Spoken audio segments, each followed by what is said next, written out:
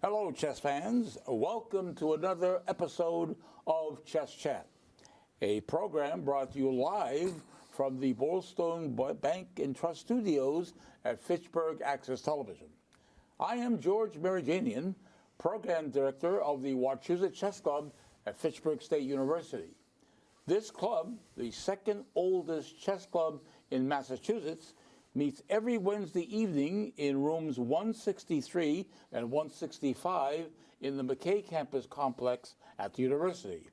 And with me for this 197th episode of Chess Chat is our award-winning director, Darren Dame of Fitchburg, recipient of FATV's very prestigious Boulder Award in 2009, and now starting his 19th consecutive year as director of Chess Chat. And joining Darren in the control room and also on camera is fellow resident and longtime Wachusett Chess Club member Brian Bigelow. And sitting across from me is my longtime associate, longtime colleague, the Wachusett Chess Club statistician, a very active tournament player, match player also, a photographer, an author, my co-host, Dave Kuchar of Westminster. Hello, Dave. Hello, George. Good to see you. Always good to see you, Dave. Dave, we have the honor and privilege for this 197th episode of Chess Chat to reintroduce the U.S. Women's Champion, Carissa Yip, who is joining us now remotely. And we're going to repeat our congratulations to Carissa. Carissa, we thank you again for joining us. Hi, guys. We congratulate you again. Yes, congratulations again. Congratulations again, because you won the U.S. Women's Championship for the third time. This is actually your third U.S. Championship victory since 2021. You won it in 2021. You weren't able to play in 2020 because of the pandemic. The pandemic, you didn't play that year in 2022, was it? Or did you play? It was mainly because of school, right? Was it school, was it? Yeah. I was missing out on like the first couple weeks of school, so I couldn't do it. Right, but you did what you won this championship last year, and you repeated this year, and that was quite an accomplishment. And you came close to actually setting chess history. Can you tell our viewers what you came close to doing, which was actually within your grasp, possibly? What did you do in the first 8 rounds of this year's U.S. Championship? What did you do in those first 8 rounds? Yeah, so I managed to win all of my games in the first 8 rounds. And the chess history that George is referring to here is repeating Bobby Fischer's feat of going 11 out of 11 at the U.S. Championships. So just 11 straight wins. Right. And do you know when he did that? Do you know when Bobby Fischer did that? When he won 11 games in a row, a perfect score? I actually don't know. Well, I'm going to tell you something. He did it in January of 1964. It was the 1964 U.S. Championship. And you know where Bobby Fischer was less than 2 months after that? He came to Fitchburg. He came to Fitchburg and performed a 56-board simultaneous exhibition on March 2nd, 1964. So he, fresh from his 11-0 sweep at the 1964 U.S. Championship, he came to Fitchburg and performed the simul right here in Fitchburg. Yep. But again, if you had repeated what Fischer did, what would you have won if you had actually won 11 straight games like Fischer did in 64? What were they going to offer you as a prize, a special prize, if you had done that? Wasn't there a prize of like 64? You're breaking her heart here. You're making her relive this. I know. It's just painful. No, I mean, again, that was phenomenal. Even 8 straight wins. Absolutely. No female chess player has ever done that in any U.S. championship. Yeah, that I'm aware of. Yeah. So, anyways, we're gonna actually present the results of what happened. This U.S. championship was actually in 2 divisions. You played in the women's championship, but there was also what they called an open championship, which is really, I don't know why they came up with the term open, because there is a U.S. Open. You cannot confuse the U.S. Open with the open division of the U.S. Championship. And I'm going to go through the participants in the U.S. Open Division Championship, and I'm going to have you chime in with any comments you want to say about any of the players I mentioned, okay? Are you willing to do that? Okay. I am. I'm ready. This was a 12-player round robin, the Open Division, and coming in 11th place, and tell me if you know anything about these players, was actually the youngest player, about Grandmaster Abhimanyu Mishra. And actually, Darren has a photo of Abhimanyu on our screen, 15 years old. Mm-hmm. Actually, he lives in New Jersey. Actually, right currently, he lives actually in Englishtown, New Jersey. But he became a Grandmaster 3 years ago, in 2021. You know, you want anything about Abhimanyu? I mean, or we'll leave it at that. He lives in New Jersey. Well, I mean, yeah, generally he's like a very strong player. That's not quite in my generation. But yeah, I mean, I think we played with him when he was like around an IM, and then he just suddenly shot up. Yeah, now shot he's up. like 26 plus. Right. Yeah, brilliant player. A very strong player. For a 15-year-old, he was, I think, rated 2630 for the tournament. That's a very high rating. So, and he actually came in last, but that's not too bad, you know, for making his debut. 15-year-old, yeah. No, for a 15-year-old and making his debut. So he finished with 2.5 points in 11th place. Now, coming in 10th place, as we move up the ladder here, was Grandmaster Grigory Alparin, who scored 3.5. There's Grigory on our screen. And, of course, Grigory actually, he lives in Missouri. I think he lives there, not in St. Louis, but in Columbia. I don't know what Columbia, Missouri is. It might be a suburb or close to St. Louis. Yeah, I think it's maybe like an hour or so. Oh, it's an hour out away from St. Louis. Yeah, but you far. know where That's where Mizzou is. You know where Grigory was born? Now, he's born of Russian parents, but he wasn't born in Russia. He was born in Munich, Germany. Did you know that? I did not know that. that. He was born in Munich, Germany. And you know what the Grigory's world ranking is? He's among the top 100 players in the world. His current world ranking is 74th, with a rating of 2653. So that's his world ranking right now. Okay. So let's go actually to the player who finished in 9th place. Let's see, Sam Shanklin, Grandmaster Sam Shanklin, who scored 4 points, finishing in 9th place. And what do you know about Sam? Anything about Sam that you could tell our audience? Yeah, I mean, Sam's like from the Bay, where he's like kind of around. Yes, right. Yeah, I mean, generally, I think he's only like one of the only players in the championship who he does a lot of training. I think he works with young talents and stuff. So I've worked with him a couple of times. Right. Yeah, it's really great. I don't know if any other 2700 plus really does that. Do you know that Sam has a Massachusetts connection? You know what his Massachusetts connection is? Sam graduated the year you won the Wachusett Chess Club Championship with a perfect score of 7-0 in 2014. That same year, in fact, that same month, he graduated from Brandeis University in Waltham. Yes. With a degree, he got his bachelor's degree in economics. So there's the Massachusetts connection. The year, the month, year you won the club championship, he graduated from Brandeis. Okay. I guess you're both doing big things, man. Yeah, that's right. Okay, let's move over next to the player who finished in 8th place, was Wesley So. No stranger to chess players in this country, because Wesley So, again, finished in 8th with 5 points, and he is a former U.S. championship. You know how many times Wesley So has won the U.S. championship? I'll guess 3. Excellent. 3 times. Yes. Do you know the years he did it? No. That's the hard part. Wait, hang on. I think though. Okay, he won in 2021. Correct. And what else? Thank you. Did he win it before that? The year before that? That's a hint. Not sure. 2020. Well, in 2020 was the year of the pandemic, COVID-19.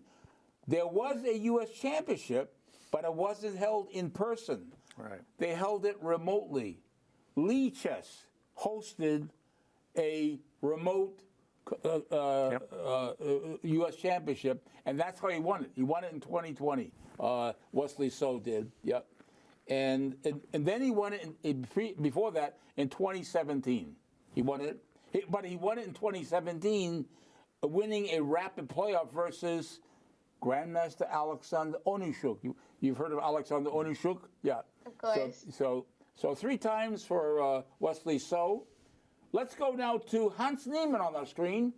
Grandmaster Hans Niemann, 21 years old, and he was born in San Francisco. Do you know what Hans Niemann's world ranking is now among the players in the world? I do not. He is 20th in the world. Okay. His rating of 2734 puts him at 20th in the world. And you know where he lives? He lives actually in New England, Weston, Connecticut. I didn't know that. I didn't know that either. I didn't know that he lives, but he lives in Weston, Connecticut. Okay. So that's, but I should point out that Hans tied for second. There were 5 players who tied for second through 7th, and Hans was one of them. Okay. Yeah, with 5.5 points. Now another player who finished with 5.5 points, scored for second to 7th, is a player I think you're very fond of, Carissa. If I mention the name Grandmaster Levon Aronian, are you a fan of Levon Aronian? Do you like Levon, or do you like his style of play, or not? Yeah, no, I do like his style of play. I think he's like very talented.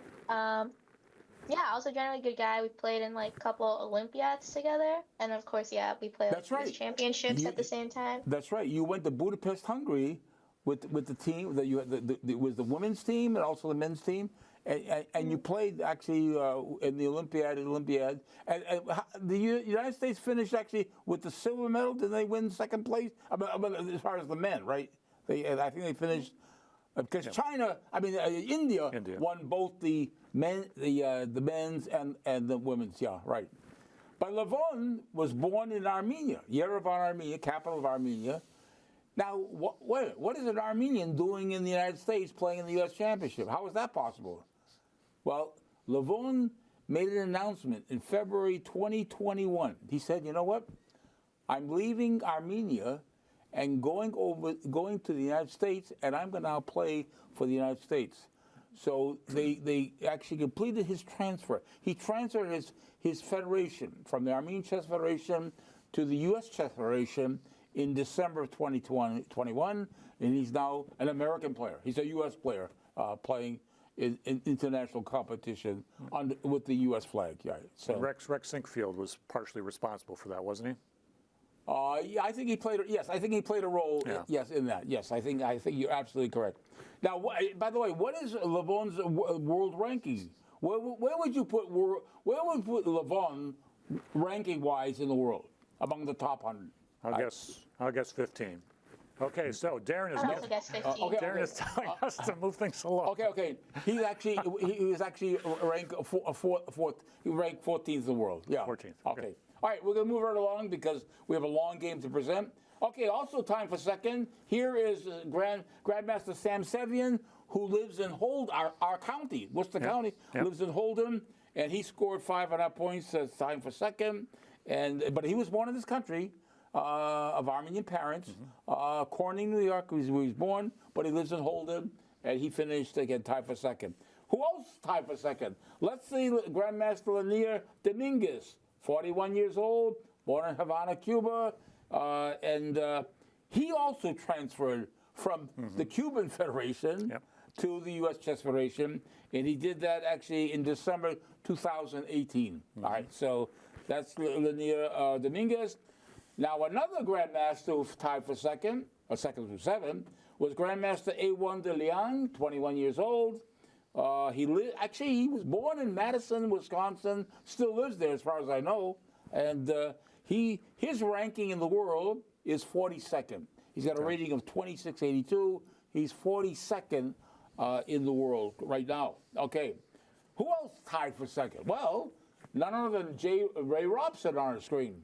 Ray is 30 years old, 5.5 points he scored, like the others did, who tied for second through 7. And he was, you know where he was born? Would you know where Ray was born? I don't. I know because I did my research. Wait, I also know. You know. Okay, Chris, where was? Guam. Was he born in Guam? Yes. Wow, He was really? yes, he was born in Wow. Guam, and then his parents moved to Florida. He settled in, I think, first Largo, and then moved to Clearwater. But I think now, isn't Ray now living in St. Is he living in St. Louis now? I think he's actually. A lot of these players have made St. Louis their home now, right? Yeah. I mean, yeah, they no longer live actually He is, yeah. where they lived previously. And Ray's current world ranking is 32nd. Okay. He's 32nd in the world with a rating of. He's at 2,700 right now. Okay. Is his rating? Yeah. Next. Okay. Next. Well, next is the champion this year's. So US Brian is indicating we really need to start. Okay. moving. Well, okay. Fine. Okay. All right. So Fabiano, he's a four-time. This is his fourth U.S. championship win. He's won for the past 3 years in a row. The first time he won it was in 2016, but he won it in 2022, 23, 20, and this year 24. And really, he is. You know what his world ranking is? 2. He is the second highest chess player in the world, with a rating over 2,800. He actually 2805. He's only second to Magnus Carlsen, the highest rated player, who's at 2831. Okay, let's get to the women. Maybe you should just do the top few women. Okay, you want to do the top few minutes? No, I want to do that. No, because Darren would want me to show all the photos of these players. All right. Let's just show them. Here's Rose Atwell. Here's 15-year-old Rose Atwell. She finished in 12th place, actually, in the women's championship. Okay. Yep. Let's move to Nazi Pakidze. Do we have the photo of Nazi Pakidze again? Yep. Is that Nazi? Yes. Nazi, who's actually born in Russia, Irkutsk, in Siberia. She was born in Siberia, but she has a Georgian parents, and then she eventually came to the United States in 2013. She lives in Las Vegas, and she came in 11th place. Let's move now to Atusa Purkasyan.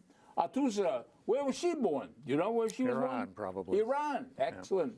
She was born in Iran. By the way, is she married to some famous player we know? Who is Hikaru Nakamura. Is she married to Hikaru Nakamura? Yeah, she is. They got married last year. Yeah, exactly. All right, let's move now to the two players who tied for 8th through 9th. And this must be Tatev Abrahamyan, who was born in Yerevan, Armenia. And, of course, she moved to the United States, to I think with her parents, to Glendale, California in 2001. And I think now Tatev now is living in St. Louis. I think she's no longer living in Glendale, right? Is that true? Do you think that's the case, Carissa? I think Tatev no longer lives I think she's in St. Louis. Yes, now. I think she's now making St. Louis her home. Let's go now to the other player with who scored tied for 8th or 9th, and that's Anna Zatonsky. Anna Zatonsky, you know how many times she's won the U.S. Women's Championship? Guess. Take a guess. 5 or 6, I think. 6? No, she won it 4 times. 4 times. She's won it 4 times. 2006, 8, 9, and 11. So she's won it 4 times. Yep. And by the way, she was born in Ukraine, Mariupol, Ukraine, but she came and came to the United States in 2003, and she's been with us ever since. Okay, let's look at the players who tied from 5th through 7th. Now, who could that be? Is that Jennifer Yu? Yes. Yep. Yes. That looks like Jennifer Yu. But you know her very well. She's doesn't she study Harvard? I think she graduates next year, right, Jennifer? Yeah, she's graduating this year, studying econ at Harvard. Oh, okay. So she's a Harvard student, and she was born in Ithaca, New York, but I think she's living in Virginia. I think her home state is Virginia, right? Is that true? Okay, so that's Jennifer. Let's look at actually Thalia Cervantes. There's Thalia.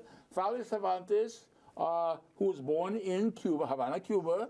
Okay, and she also lives in St. Louis. Does she not? I think Thalia also lives in St. Louis, according to my research. I think she. Yes. Yeah, I think Thalia, and again she came in tied for 5th through 7th. Also, who else? Oh, here's somebody very well known. This is Grandmaster Irina Krush, who was born Irina Krush, by the way. Her family name is pronounced Krush, but most everybody calls her Krush, Irina Krush. And she was born also in Ukraine, in Odessa, Ukraine. And again, you know when she came to this country? What do you think at what age she came? She came when she was 4 years old. I think that. Wow. Yeah, she was 4 years, or or maybe at 5. Yeah, so it was 1989. The year she came here was 1989. Yeah. So, by the way, how many times has she won the U.S. Women's Championship? Take a guess. 8? 8? 8, yeah. Absolutely I think it is correct. 8 times, right? We're getting another indication from Okay, fine. Brian. No, it's only, no, we have plenty of time. We have plenty of time. Don't worry about that. Okay. All right, so let's go now to the player who finished in 4th place that Carissa knows very well, Megan Lee. Is that Megan? Yes, it is. Megan, actually, you know where she's from? Where's Megan from? I don't know. Washington State. She lives in, Yeah. She lives, right, exactly. She's from Washington State, and she's 28 years old. She scored 6.5 points out of 11. She finished clear 4th place. That's Megan. Let's find now Alice Lee. They're not related. Alice Lee is a different family, Lee family. And Alice Lee, who finished in clear 3rd place, finished with 7 points for 3rd place. She was born in Minneapolis, Minnesota. So anything else you want to add about Alice Lee that you know, Carissa? What can you tell our viewers? Yeah, we played together at like the Olympia. I think that's when we like. That's right. Well, that's when I first started really getting to know her. You got Yeah. So you were teammates on the Olympia team, right? Okay. Yeah. What do you? Okay, now this next player is actually has the most difficult name to pronounce. Now this is actually Gulruch Begim Tochajonova. Most players know her as Begim, right? Don't you call her Begim? Yes. Yeah. No one calls her by Gulruch Begim. That's a mouthful in itself, Yep. right? Okay. Now what can you tell us about Begim? I mean. She came in clear 2nd place with 7.5 points, and she was born in Uzbekistan. And she came to the United States to study in 2019 at the University of Missouri, and she lives in Missouri. I think does she live in St. Louis or as close to St. Louis? Yeah. She lives in St. Louis. She was studying at Mizzou, and then we played Olympia in 2022 and 2024 again together. So I've known her pretty well for few years now. All right. So she, so that's just so. Begim came in clear 2nd with 7.5. Now we come to the player. Gee, who's left? The player who came in 1st. Do we have a photo of the player who came in? Hey, wait a minute. That's got to be you, Carissa. Okay. So, anyways, what can you tell our Chess Chat fans about yourself? What would you like to tell our Chess Chat viewers about yourself, other than the fact that you've won now the U.S. Women's Champion now for the 3rd time? Anything else you want to add to that?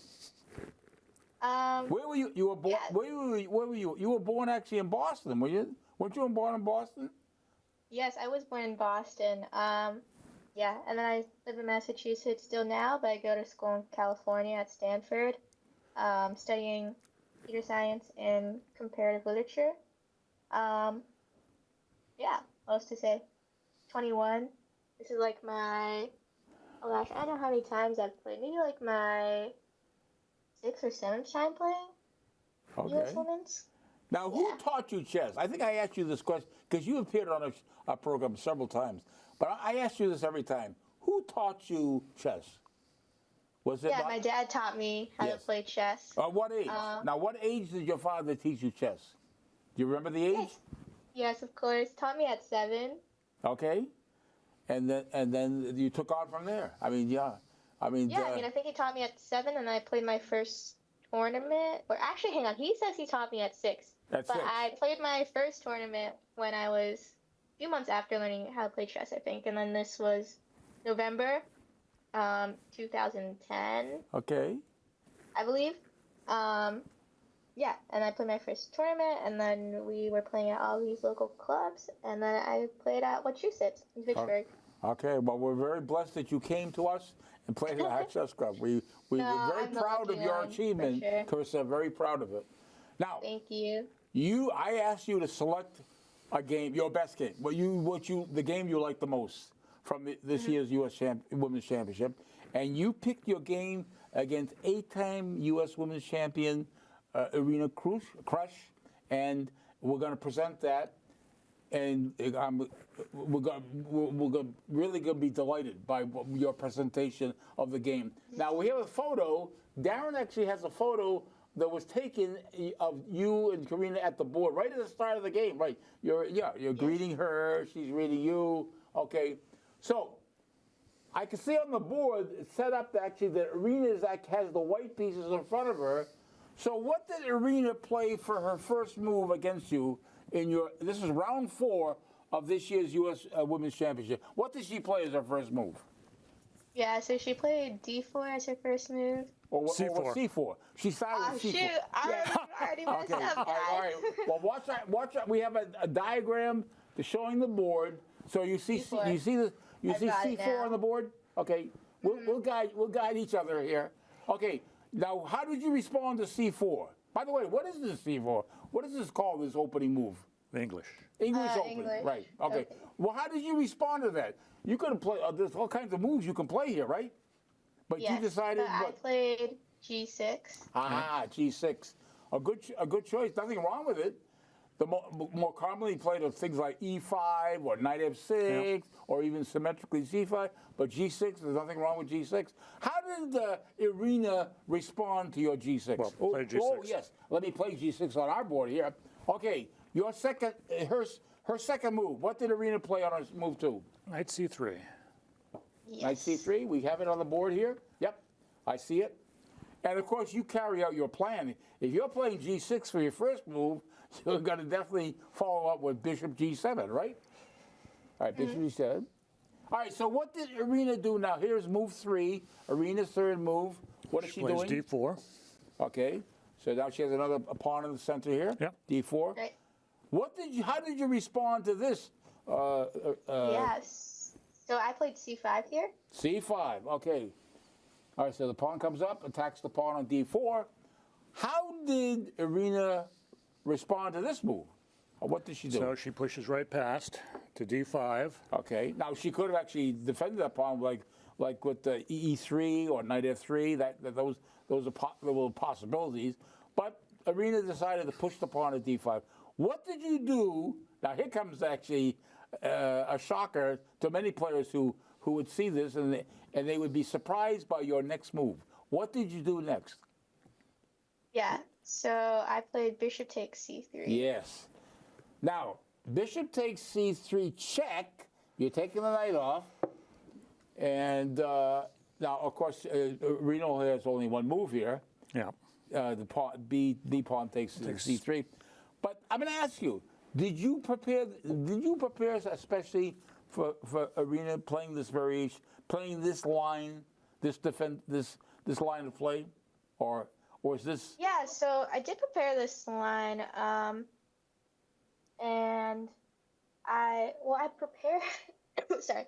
So Yeah. there are like a couple different move orders I think that White has, and so this line with Bishop takes C3 is only achieved through like the setup where White plays with D4, C4, Knight C3. Yes. But for example, instead of there are like a variety of ways to play it. So she could have played like D4 move 1. She could have played Knight F3 Yes. earlier, for instance. She could have played E4. So there's a lot to cover. But this line of Bishop takes C3 was something that I'd looked at for the Olympiad, which was a couple weeks before. And so I had prepared this line actually, but I didn't get a chance to play it.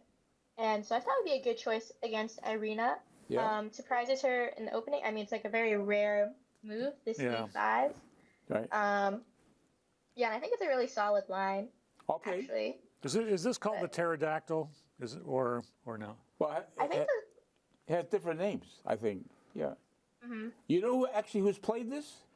Roman Djindjikhashvili has played this. Okay. Yeah. yeah, I believe he plays it with F5. Yes. He will fall. Now, you, in this position, you didn't play F5. What did you play here? You played E5. Yeah, I played E5 here. Yeah. Okay, we'll move this game along. All right, so what did Irina do after you played E5? It's her move? choice. Sixth move? E4. E4, so completely locking it up. All right, so she plays E4, okay. It's now your move, your sixth move. What did you do, Carissa, here on move 6? Yeah, so I played D6. Okay, D6. So here, like the structure in the center is already like really fixed. Yeah. But White is kind of at like a positional disadvantage, right? Because of the double pawns. Right. And yeah, because I traded off like my bad bishop. If I still had my dark square bishop, it would be bad. But I traded it Right. off, and now I put all my pawns on the dark squares. Right. And so now I'm only left with my good bishop, while like white still has a bad light square bishop. Right. Yeah. It's now Irina's 7th move. What does she do? She plays bishop to d3, so now that thing is buried on Right. d3. That's all right. So now it's your move, Carissa. 7th move. What did you do now? After Knight yes. Knight d7. Okay, developing the knight to d7. Okay. All right. It's now Irina's move. What did she do? What did now Irina do? Move 8. So Irina plays knight e2.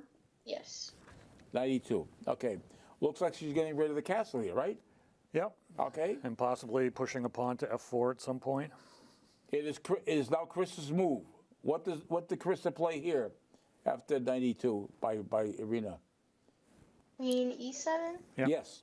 Queen e7, so you bring the queen here. Okay. Okay. Now, okay, it's now does Irina castle now? Yes, she does. Okay, she Ninth does. move, she castles. Okay. All right, it is now Chris's move. How did you continue now, Carissa, after Irina castled here? Yes, I played h5. Aha! Wow. Look at this. Wait a minute. Are you planning to push that pawn down that H file? Okay. Perhaps. Perhaps. Perhaps. Right. Very, Okay. very subtle. Okay. All right. All right. So what did actually Irina do now? Move 10. What does she do? So it's sort of interesting if she plays on the other wing entirely. Yeah. She A4. ignores the king. Ignores the king side. Yeah. She actually advances the pawn to A4. What did you do now? How did you respond to A4? Yeah, so a4, I played a5. Ah, you played A5. So you stopped any advance of her A pawn going any further. Yeah, for one thing. Yeah, so based on the clock times, looks like you just blitzed that one out. All right. A5. Yes. Now what did Irina do? Move 11. What did she do? Rook to b1. She's putting her rook on a semi-open file. Okay. All right.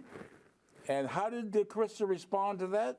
What did she do? Now, okay, this next move is incredible. Yeah. Yeah, if we were to present this game at the club, how many players at the club would make this next move? But again, it's going to make sense. I would guess Chris is going to 0. make sense out of it. I would not What have guessed did you it. do here, Carissa, in this position on move 11?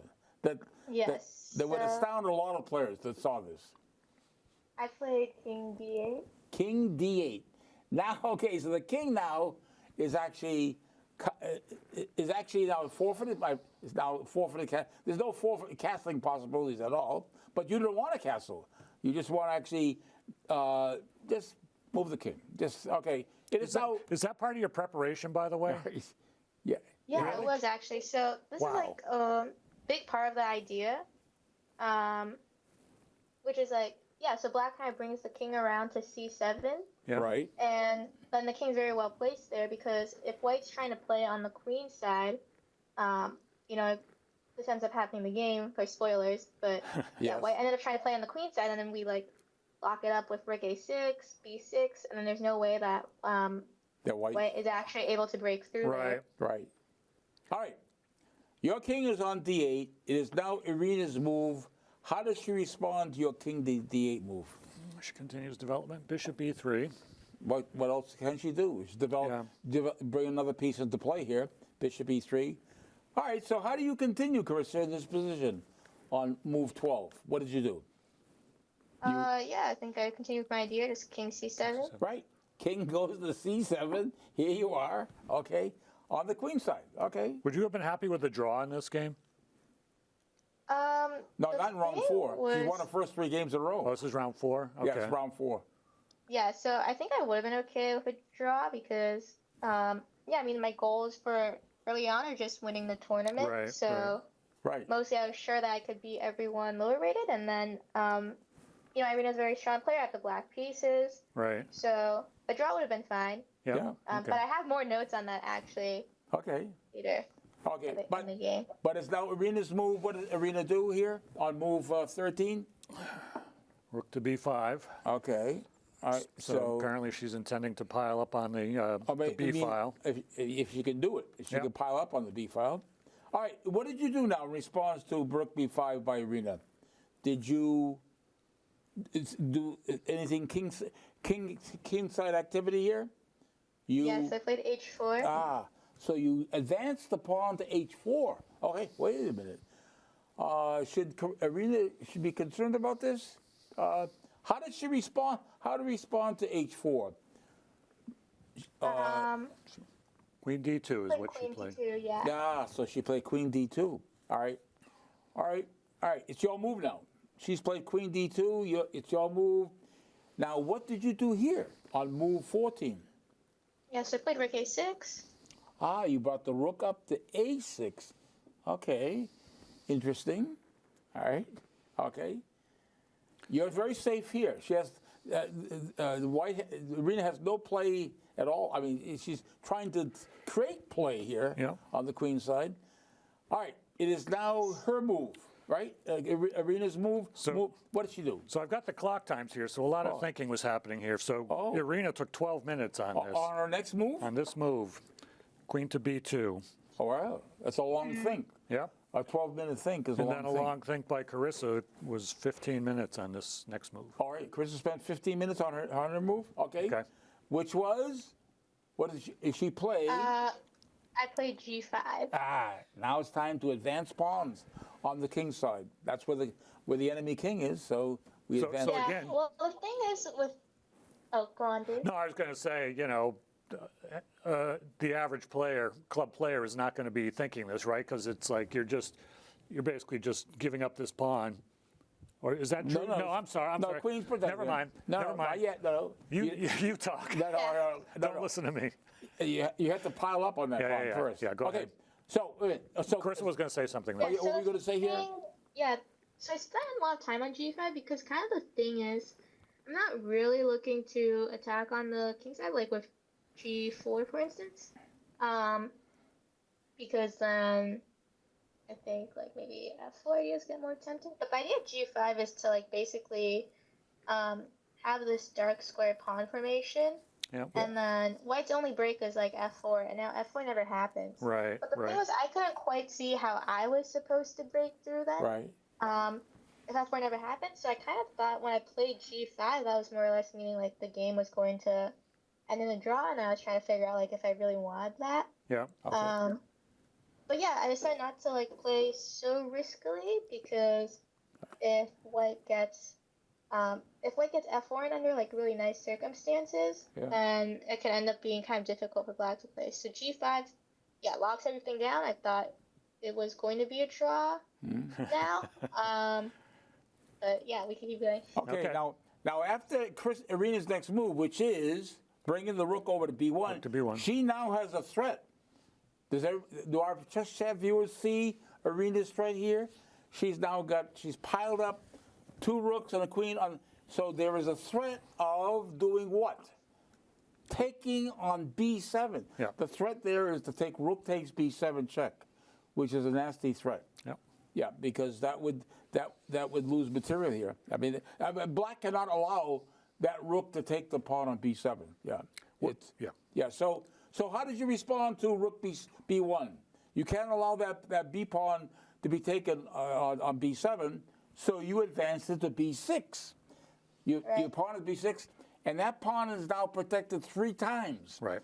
With the rook, the knight, and the king. So it's adequately defended. All right. It is now Irina's move. What does she do on move 17? F3. I played F3. Yeah. And to which you responded with F6. F6. Boy, this is locked up. All right, exactly. Now this is like we're getting into jockeying for position here. Right. Yep. Okay. All right. Now what did Irina do now? Move 18 as we move along. Knight to C1. Knight C1. Okay. I'm not sure where it's going. Okay. Well, I'm going to play Chris's next move, and we'll continue this game because it's a lengthy game. Yep. We got to get all these moves in. Queen G7 is what Carissa played. Okay. Which actually vacates the square for possibly a knight to come into play to E7. Okay, queen is on G7. Now what did Arena do? Move 19. What did she do? Knight b3. Knight b3. Okay. And Carissa, by vacating the e7 square with the queen move on g7, now allows that knight now to come into play via to a7. Knight e7. Okay. Yeah. Again, this is a long game, Carissa. That's why we have to move. Yeah, of course. Keep it moving. No worries. All right. Now what does Arena do? It's now move 20. Yeah. Bishop back to e2. Back to e2. All right. And now here's where we have a little dance. It's like a two-step. Yep. It's like a waltz here. I mean, where you move the king. Now you move the king back to d8. That's rather interesting, right? All right. Mm-hmm. All right. And of course, you can leave the defense of that pawn because the rook leads the attack. So the rook is not going to take on. Well, it's blocked by its knight on b3. Right. So there's no threat here. Yep. So the king can safely leave the c7 square. All right. I mean, yeah, my pieces are like more or less pretty well placed. Yes. Where they are. So I think king d8 was like a type of just waiting to see what she was going to try to do. It's a wait and see move. You're waiting to see what she's going to do, right? I mean. Yeah. All right. Here is where Arena plays what? Bishop f2. Okay, so she's going to be doing a little dance back and forth here. All right, so here is where Carissa now plays the knight to g6. Okay, so it looks like she may be sinking into threatening to go to f4 with that knight, for one thing. All right, it's Arena's move. What does she do? Knight to d2. Okay. Okay, so it's a wait and see game. I mean, it's a wait and see what one does here. All right, what did you do now? In this position, you said, hey, I can go back and forth, and just, you brought the king back to c7. You said, you're waiting for something. Are you waiting for a mistake? That's what you're waiting for, right? Well, I mean, I was kind of waiting to see where exactly she's bringing her knight. Okay, right. Yeah. Well, she does move her knight now. The knight on d2, she moves it to f1. Now she comes over and has a defensive force here. All right, what did you do in response to this? You said, okay, this knight on g6, I move to g6. I think I'll move it back to e7. Let's go back to e7. That's what you did. Knight e7, okay. So again, this is called jockeying for position here. Waiting to see where the other player is putting the pieces. What did Arena do now? She plays knight e3. Okay, knight e3. All right. What did you do now, Carissa? Do you remember? You know what you played here? You played. You played queen h7. Yes. Now, are you threatening now with that queen on h7? Are you threatening possibly? Well, no, you can't. No, you actually. Is there a threat? Maybe. No, not yet. No, actually, I'm looking at f5 as a possibility. Yeah. Is that a threat? Is that? I don't think it's quite a threat yet, and it wasn't. Too early. Yeah. Oh, too early for that. Okay. Okay. What did Arena do? Oh, king f1. She plays king to f1. Looks like she's getting out of the way. Well, but you did carry out the plan of playing f5, though. Now you did play f5. F5 works out now because after takes, knight takes, there's no bishop d3 because knight takes e3 comes with check, right? But otherwise, there would be check. Well, let's play the f5. You played f5, and okay. So now you're okay. So what? Arena takes. Arena took. E takes f5, and of course you took back. You took back with the knight. The only move you have here. Knight takes f5. Okay, it's Arena's move. What does she do? It's her move. Move 27. What does she do? She doesn't want to exchange knights here, so she plays the knight to g4, right? Yep. Okay. But this gives you the opportunity now to advance the h-pawn to h3, right? h3. Okay? Yes. So here, mostly it's trying to weaken up White's king a bit. Yes. And the White squares in particular. Yep. So she certainly cannot take, naturally. Right. So she advances her g-pawn, plays g3. To lock it up. Okay. All right. So what did you do now after she played g3? Yes, I played rook f8 now. You brought the rook over now to this basically semi-open file now. Now actually we're going to put the rook on f8, which you did. And what did Irina do now? She just brought the king back. Back to G1. Yeah, the G1, right. What did you do now, Irina, Carissa? It's your move now. Move 29. Yes, I played knight E7 here. Yes, you brought the knight back to E7. Okay. So the rook is attacking the pawn on F6, F3, but of course it's protected by the bishop on E2. It is now Irina's move, and she played what? Bishop E3. Okay, bishop E3. Hitting the pawn on G5. Okay. What did you do now, Carissa? Move 30. Move 30. You played the queen to yes. Where? Queen G6. You play Queen G6. Okay. All right. All right. What did Irina do in response to that? Knight F2. Knight F2. Okay. Well, here is where, now this, I like your next move. This next move of yours, I do like, because what did you play here? I played E4. You advance the pawn to E4. Now you have a double attack on the pawn on F3 with the pawn on E4 and the rook on F8. So Irina does what here in response to E4? She captures. Yeah. Rook F takes E4. Now here comes the move of the game. I mean, well, it's one of the great moves of the game. Yeah. It's a lot of I don't think Irina was expecting this. Do you think she was expecting this next move? This I think she was definitely surprised. This had to be a surprise to her. That you were willing to do the following move, which is what? You played? I played rook takes F2. Yes. You're taking rook takes the knight on F2, which it had to take Irina totally by surprise. I'm sure she did not expect this at all.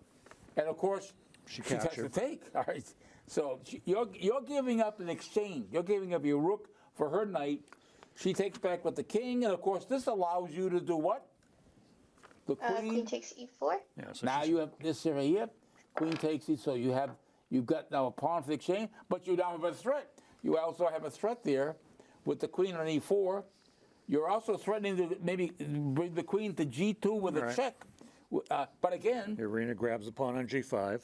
Where actually she could have brought the rook maybe on B1 over to G1 to stop any queen G2, but she didn't do that. So after she took the pawn on G5. What did you do, Carissa? You carried out your plan of playing. Right, queen G2. Queen G2 check. Yep.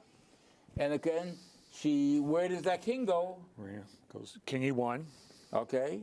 And of course, you went to G2 check to gain the pawn on H2. Queen takes the pawn on H2. Okay. That's your move. Yeah, this is a crazy position. So, yeah, she takes the knight on E7.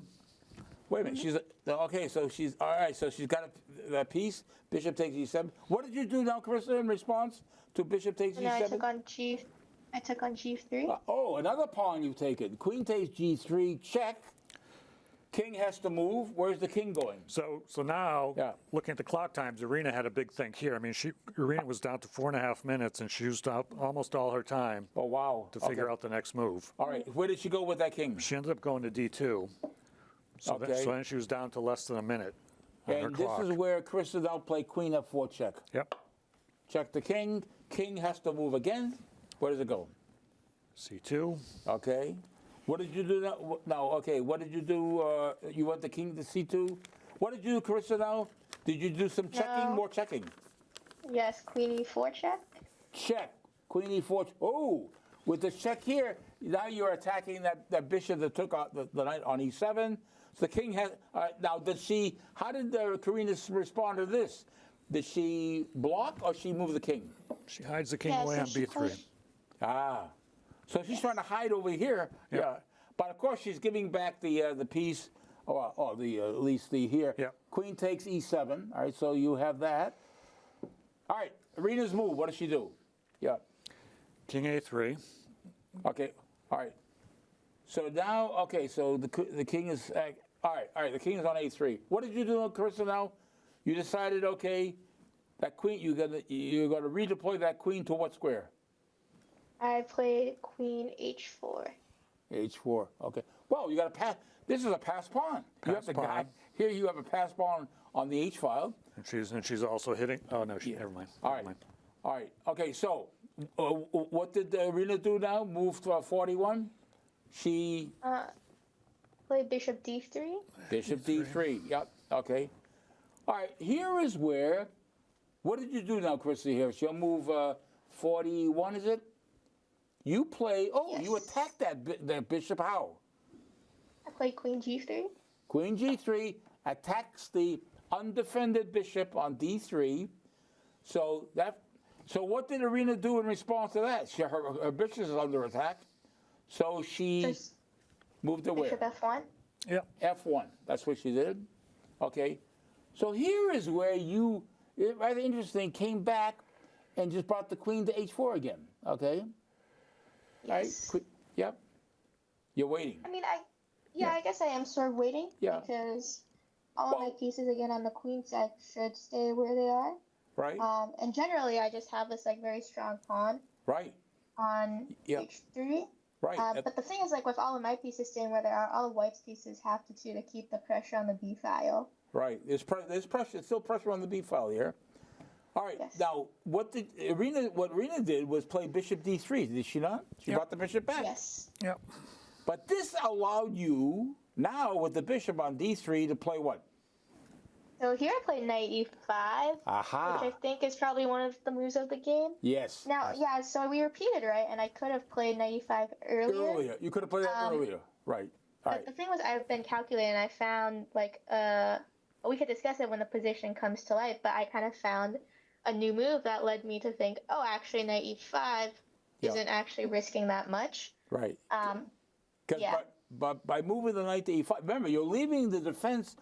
That knight was on d7, defending the pawn on b6.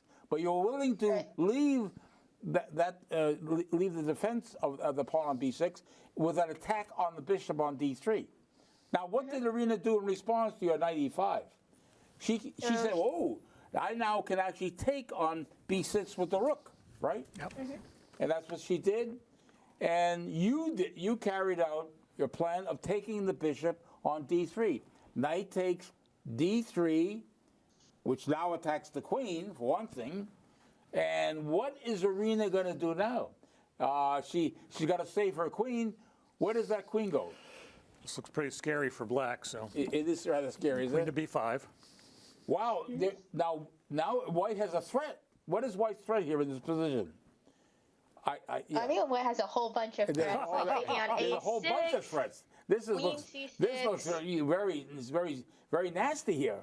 What White has. I mean, White has. And I think the commentators had seen this. Yes. And I think, based on the computer analysis, they said Carissa only has one move to save it. I think it was knight to b4. And she found it. And you just blitzed it out, and they were blown away. They couldn't believe it. It's like they said she was all ready. She was all ready with the move. She knew the move. Yeah. But the commentators were flabbergasted. They were. I think it was at this point. Yeah. That's the point. They when you played knight b4 blocking. Okay, so now knight b4 to the b file, and how did Irina respond to that? She takes the rook on a6. Rook takes a6, and you did what? You just took back. Bishop takes a6. Okay. Because it's defended by the knight on defended b4. By the knight. Okay. So. All right, so that means so it's Irina's move now. What does she do here? This is amazing. Queen takes a5. Check. Oh, queen a5 check. That's what she did, right? Okay. All right, so it means the king has to move here, and the king went to d7. D7. Okay. All right, it's Irina's move. What does she do? She grabs the knight. She has to take the knight. She takes the knight. Yeah. And what did you do in response to that? So here I played queen g3. With check. Queen g3. Yes. Now there's the check. Now, does she block the check? How does she handle this? Does she bring the rook up to b3? She likes to keep that rook on the first rank to oppose any advancement of that pawn to h1. But she go ahead. Oh yeah, so she played king b2, and now I think what I had calculated was that she played rook b3, and after rook b3, Yep. The key is to see queen e1, and the thing is black is now threatening checkmate on a1. Oh, wow. And there's so also queen- no way for Go there, white and then to... there would be mate. Yes, you're threatening mate. If she had and then blocked with the rook, yeah. Yes, and now there's no way also because of the pin to the queen, there's no way white can play b takes c5. You're right. Because queen takes a5. Otherwise, if it was like queen g1 or something, then b takes c5 opens up like a left for the king on So b4. she chose not to block with the rook, but played the king to b2. Did she have any way to save things here, or no? Yeah, so rook b3 is the only move, and then there's like a very long and complicated line, which So I think she has some drawing chances. But right. after king b2, it's a game over. Right. So this is the mistake. Yeah. So and she was down to almost no time on her clock. So after king to b2, she had 30 seconds left. And this has allowed you now to check that king with queen e5 check. Yes. Queen comes here. And now by force, I should be picking up the c pawn with check, and then that means my light squared bishop gets into the game, and then it's over for the white king. Yeah. Where did that king go? So king c2. Okay. And then you brought the queen to e2 check. Just like she said. So now she's hitting that pawn. Attacking that pawn because the bishop and the queen are attacking the pawn on c4, and the king now has to move where? Oh, moved up to. I don't know if it matters doesn't help. much. No matter what, it's going to get checked. After king c3, Yes. now you took that pawn on c4 with the queen with check, and the king actually moved where? Went back to b2. b2. Okay. And now what did you do in response? You played Yes, after going b2, I play queen d4. check. All right. Okay. King has to move again. Where does it go? c1. Played king c1. Okay.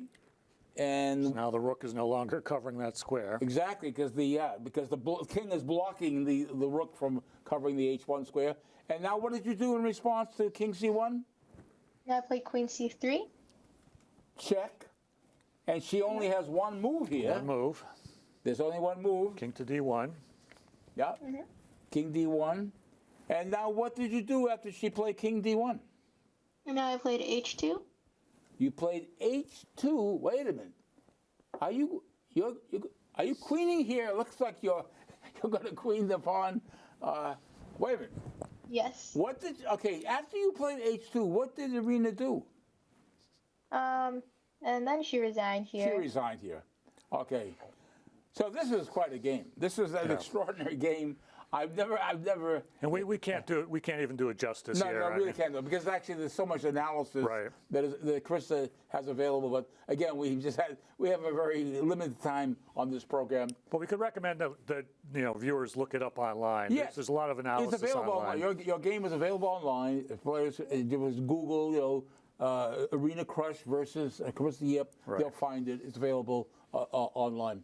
So we want to thank you for selecting this game. Again, this is a record breaker. We have never on Chess Chat ever presented such a long game. But again, we enjoyed presenting it because it was your best game. You selected this game, so we have to believe it is your best, the game you like the most from this year's U.S. Championship. Was.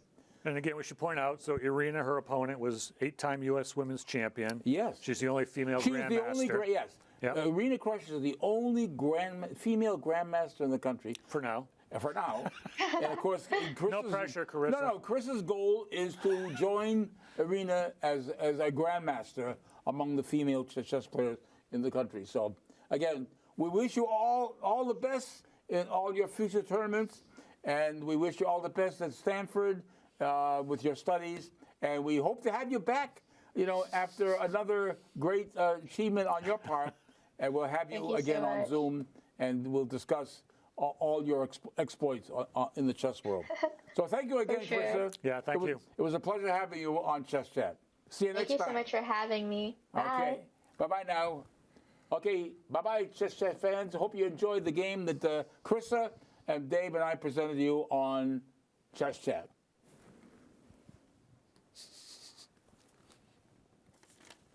Down to the wire.